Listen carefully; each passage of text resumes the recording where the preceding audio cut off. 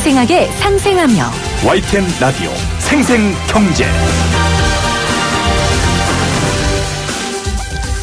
안녕하세요. YTN 라디오 생생경제 김혜민입니다. 홍남기 부총리 겸 기획재정부 장관이 경제 활력의 핵심은 투자라며 투자 불확실성을 해소하기 위해 정부가 최선의 노력을 다하겠다고 강조했습니다. 홍 부총리는 오늘 경제활력대책회의에서 이같이 밝혔는데요.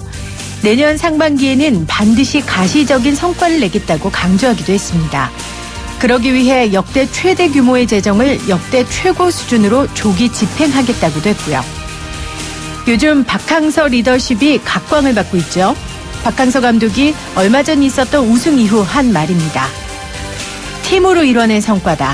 내가 감독으로서 하는 역할은 많지 않다. 23명의 선수 모두가 노력한 덕분에 가능한 일이었다. 경제를 살리는 일, 정부 혼자가 할 수 있는 일이 아닙니다. 기업, 노동자, 자영업자, 국민들, 그리고 정부가 좋은 한 팀이 되어야 합니다. 2018년 12월 19일 YTN 라디오 생생경제 지금 시작합니다.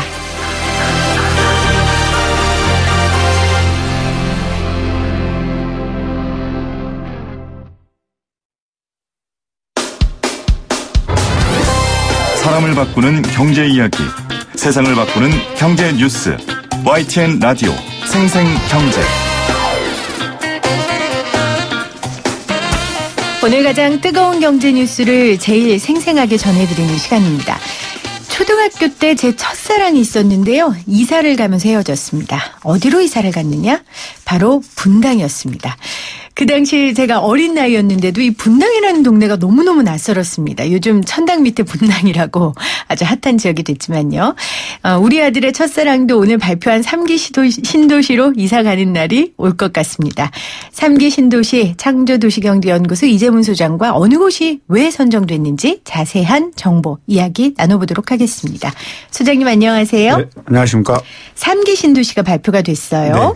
네. 남양주, 하남, 인천 계양이 결정됐는데 일각에서는 허를 찔렀다는 표현까지 나오던데 예상과 달랐습니까?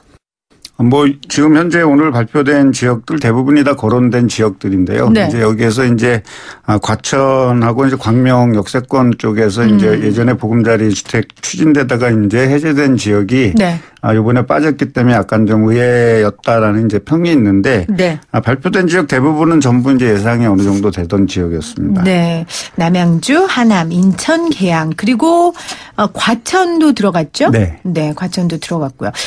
무엇을 주요 기준으로 삼고 선정했을까요? 네, 근데 이제 오늘 발표한 지역들을 이제 유심히 보게 되면 익히 아시겠지만 일단 GTX 쪽에 건설 라인 선상에 있다라는 거 하나 하고요. 교통의 편의성. 네, 그다음에 이제 지하철의 연장선이 가능한 곳들. 네. 이제 그런 것들이 있으면서 이제 주변 도시의 그 인프라들이 이제 어느 정도 형성돼 있기 때문에 사업성 타당성이라든지 이런 거를 검토할 때 상당히 좀 좋은 점수를 받고 사업 추진이 딜레이되지 않으면서 이제 적극 추진이 가능한 지역에서 네. 일단 우선적으로 좀 발표가 됐다라고 보여집니다. 예를 들어서 이제 남양주 왕숙 같은 경우에는 이제 인근에 또 다산 신도시라고 있거든요. 네. 근데 이제 왕숙 지구 같은 경우는 이제 한 6만 6천 세대가 들어오는데 인근에 이제 다산지구까지 이제 합치게 되면 약 10만 호 정도의 가구가 들어오니까 규모 자체가 되고 이제 거기에 따르는 GTX B 라인 마석서부터 이제 지나가는 노선이 들어오게 되고 이제 별내선 연장선까지 이제 들어오게 된다 그러면 상당히 교통 인프라 에 따르는 어떤 수혜를 많이 볼 수 있는 지역이기 때문에 이제 우선적으로 선정이 된 것 같습니다. 그러니까 쉽게 말하면 너무 생뚱맞은 곳이 아니라 네. 이미 주변에 좀 인프라가 어느 정도 갖춰져 있고 또 교통망이 좀 앞으로 갖춰질 수 있는 곳 그리고 수도권에서 접근성이 좋은 곳. 그러니까 서울과 접근성이 좋은 곳. 1기 신도시, 2기 신도시의 어떤 좀 반성적 고찰이 있지 않았나 이렇게 싶습니다. 네. 사실 2기 신도시 한 10개 발표된 지역 중에 성공했다라고 꼽히는 지역은 한두 지역에 불과하고. 판교 정도죠. 네. 그리고 나머지들은 다 교통을 갖추고 이제 도시 먼저 계획을 발표하고 그다음부터 이제 인프라를 갖추고 이렇게 하다가 보니까 시간도 오래 걸리고 그래서 실질적으로 지금 3기 신도시에 살고 있는 많은 분들이 교통의 불편함이라든지 이런 걸 많이 겪고 있지 않습니까? 그리고 또 도시에서 너무 먼 데로 갔었고 이제 그런 것들을 좀 개선해서 1기와 2기 쪽에 이제 들어와서 이제 그 2기 신도시에서부터 오는 그 교통 라인의 네. 사업 타당성도 높이고 그다음에 이동 수단의 어떤 편리성이라든지 이런 거를 상당히 좀 강조한 것 같습니다. 2기에 대한 좀 반면 교사를 2기를 삼고 네. 3기에서는 이런 부분들을 보완해서 선정했다라고 말씀해 주셨어요.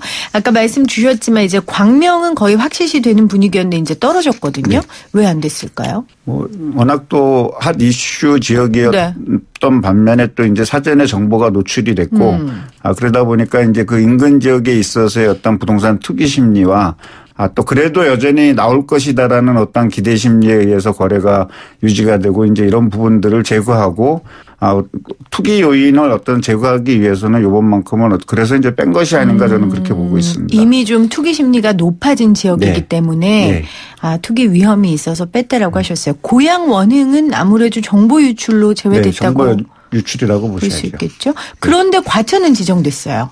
물론 소규모지만. 네. 중규모라고 할 수 있어요. 중규모 정도 한 네. 7,500세대 정도 이제 들어오는데요.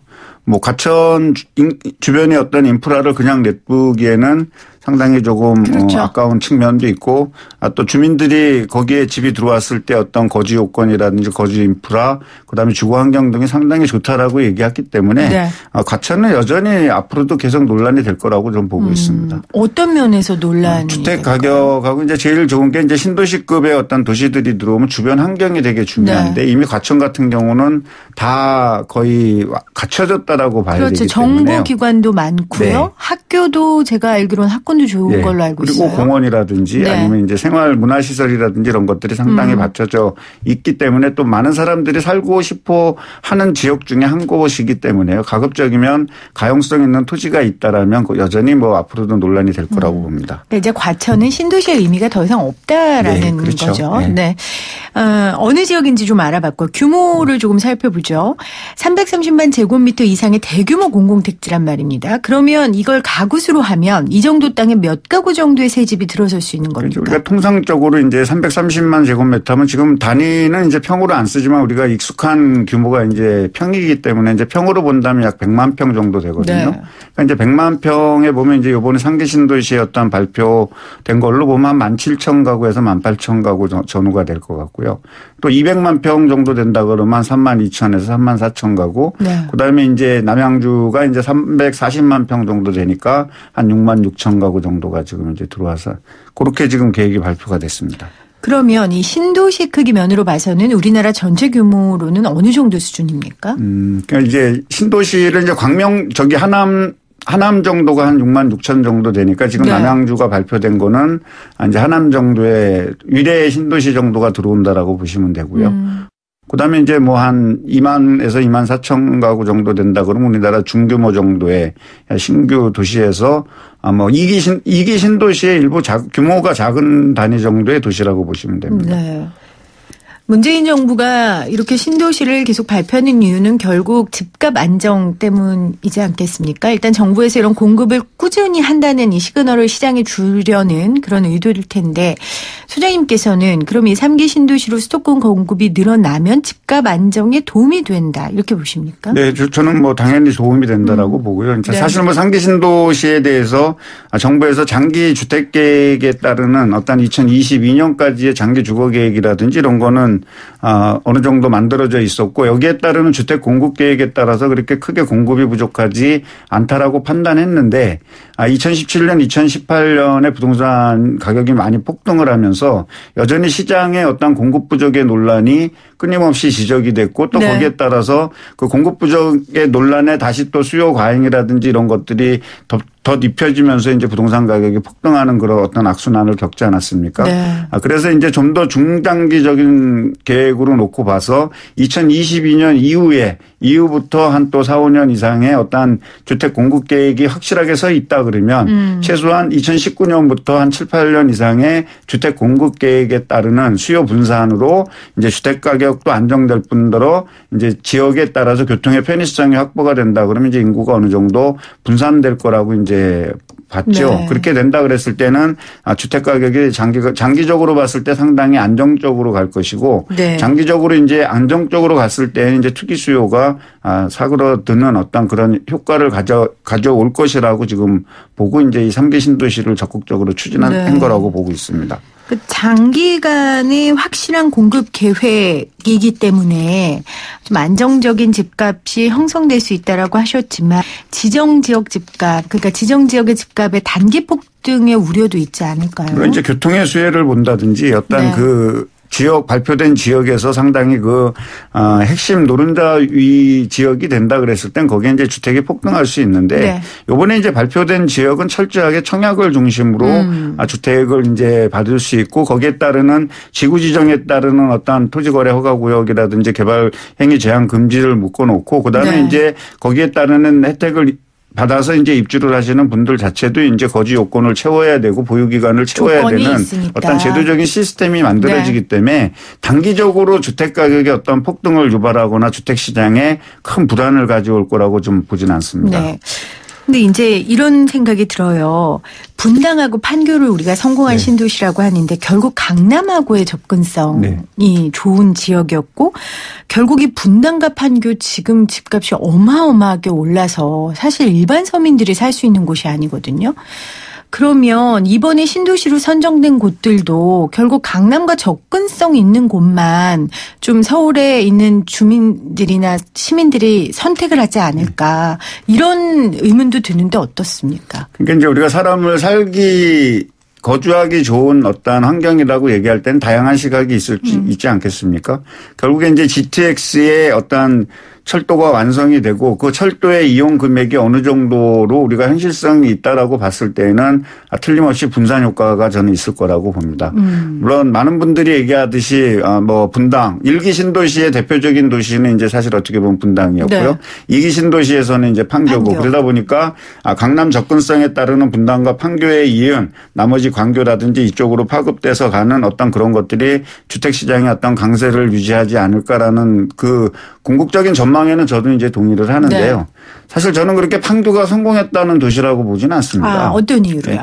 어쨌든 뭐 상업시설이라든지 상가라든지 어떤 이런 것들이 너무 좀 공급 과잉이 되고 있고 그리고 이제 거기에 따른 어떤 공실률이라든지 수익률이 지금 많이 떨어져 있는 상태에서 최근에 주택시장 어떤 가격 폭등에 따르는 주택시장 가격만 사실 올라갔다라고 저는 보고 있고요. 네. 아직 많은 그 인프라라든지 그런 거를 갖춰서 자족도시로서의 어떤 기능을 갖기에는 아직까지는 좀 더 갈 길이 저는 좀 멀다고 보고 있습니다. 네. 자족도시로서 아직까지 갈 길은 멀다. 네. 판교는. 그럼 결국은 이제 3기 신도시도 자족도시의 방향으로 나가야 되지 않겠습니까? 네. 하남도 그렇고 오늘 뭐 시장들이 자족도시로 이루어질 수 있게 여러 가지 인프라와 함께 가져야 될 것들을 준비하겠다라고 이야기를 했는데 저는 그중에 하나가 또 학교인 것 같아요. 네.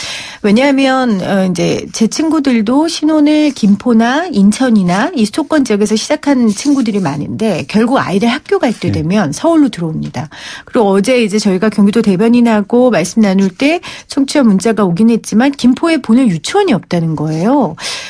이런 것처럼 이 학교가 굉장히 중요할 것 같은데 아까 김현미 장관 말에 따르면 유치원을 전부 국공립으로 짓겠다 이런 이야기를 했단 말이에요. 이게 도움이 되겠습니까? 아무래도 이제 토지를 수용해서 하고 또 학교 부지를 이제 LH공사라든지 도시공사에서 이제 각 분할을 할 때 이제 공립으로 이제 가겠다라는 어떤 개발 목적은 저도 동의를 합니다. 네.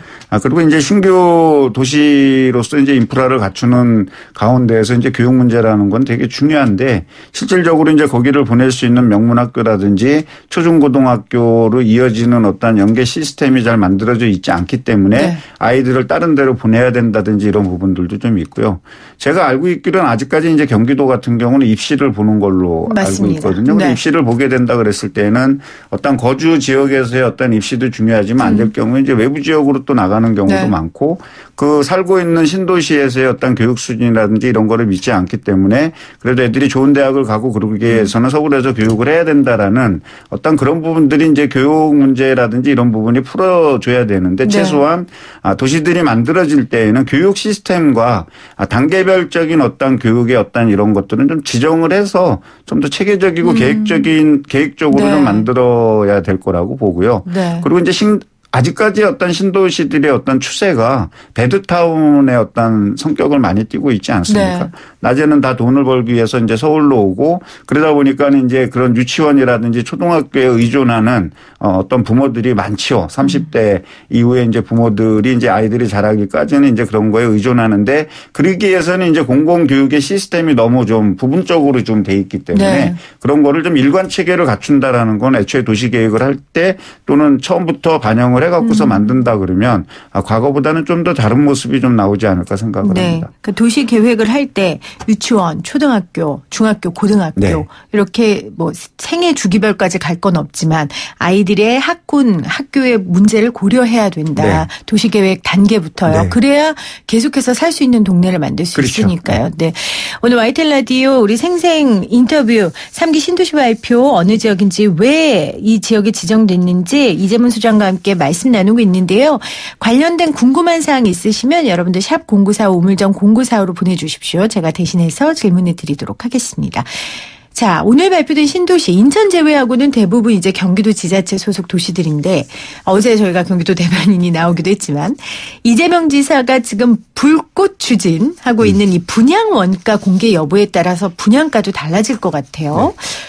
쉽지는 않겠지만 이 부분 어떻게 전망하십니까?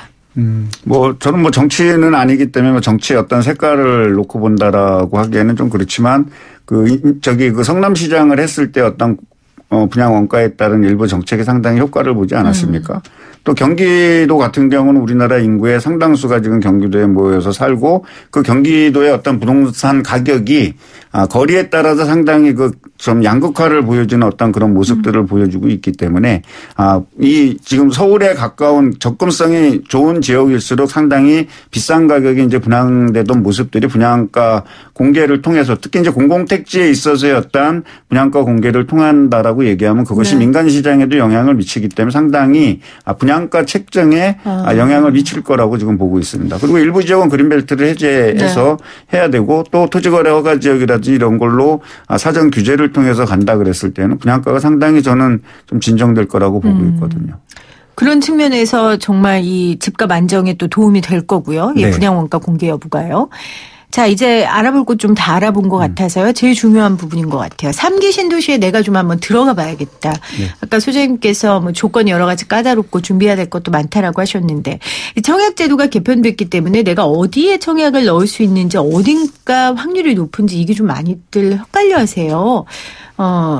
어떤 분이 하면 좋을까? 신혼부부. 일단 신혼부부가 그러니까 도전할 만한 주택 공급에 관한 규칙이 이제 개정이 돼서 올 12월 11일부터 이제 시행되고 있습니다. 네. 거기에 따라서 이제 무주택자라든지 이제 신혼부부 같은 경우에 이제 주택 공급 규칙이 이제 개정되면서 과거의 제도하고 막 이제 혼선이 좀 오고 있는데요. 구체적으로 본다 그러면 이제 투기 과열 지구라든지 그다음에 청약 과열 지역 그리고 수도권 광역시에서는 입주자 선정을 하는 경우에는 이제 추첨제로 많이 하는데요. 네. 그 추첨제에서 75% 이상을 무주택자에게 우선 공급을 합니다. 그리고 이제 자녀주택, 그러니까 25% 주택이 남았겠죠. 네. 그 자녀주택의 경우에는 이제 무주택자하고 1주택 실수요자. 그러니까 왜 우리가 1주택 실수요자라고 얘기하면 여기에는 이제 한시적으로 1가구 2주택자가 있습니다. 네. 근데 이제 이 1가구 2주택자가 집을 키워서 간다든지 아니면 집을 바꾸기 위해서 새 주택으로 간다 그랬을 때에는 기존 주택을 처분하겠다라는 이제 승낙서를 작성한 분들이 있기 때문에 이제 1주택 실수요자라고 하는데요. 이제 그분들한테 이제 우선 공급이 됩니다. 그리고 이제 미분양이 됐을 때 네. 기존에 이제 이 주택이 미분양됐을 때는 1순위 유주택자에게도 이제 공급을 하게끔 그렇게 돼 있거든요. 네. 근데 이제 여기에서 우리가 신혼부부의 어떤 청약을 했을 때 가장 우선순위인 1순위는 뭐냐 하면 유자녀 신혼부부.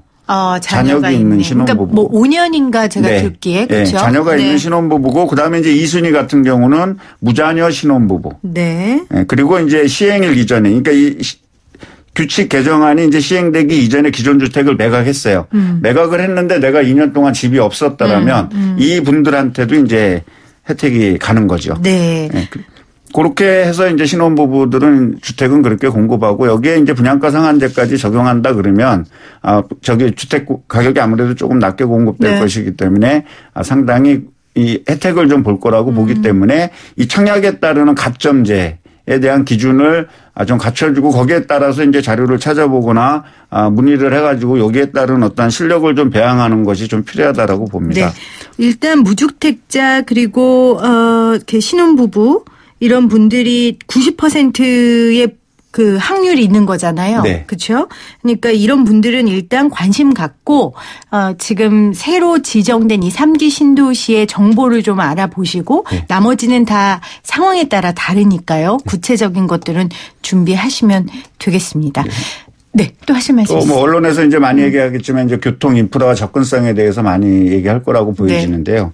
이번에 발표된 지역의 어떤 특징, 현재까지 발표된 지역에 10만 호 이상 정도의 공급이 되는 지역은 GTX와 지하철과 모든 이 교통 인프라가 어느 정도 갖춰져 있는 지역이기 때문에 그런 지역에서 인구가 어느 정도 모여 있는 지역이라고 본다 그러면 뭐 나름대로의 네. 뭐 큰 뭐 시대 차익이라든지 이런 거보다는 거주한다든지 자녀를 키운다든지 이런 부분에는 뭐 큰 불편은 없을 거라고 보여지는 네. 게 이번 3기 신도시의 가장 큰 특징이 아닌가 생각합니다. 물론 이제 계획대로 시행을 됐을 때를 전제로요. 네. 이제 시세 차익 노리려고 집 사는 일을 하지 말아야죠. 네, 이제 그거는. 네, 그렇습니다. 자, 오늘 3기 신도시 발표 관련된 내용 창조도시경제연구소 이재문 소장과 자세히 말씀 나눴습니다. 고맙습니다. 네, 수고하셨습니다.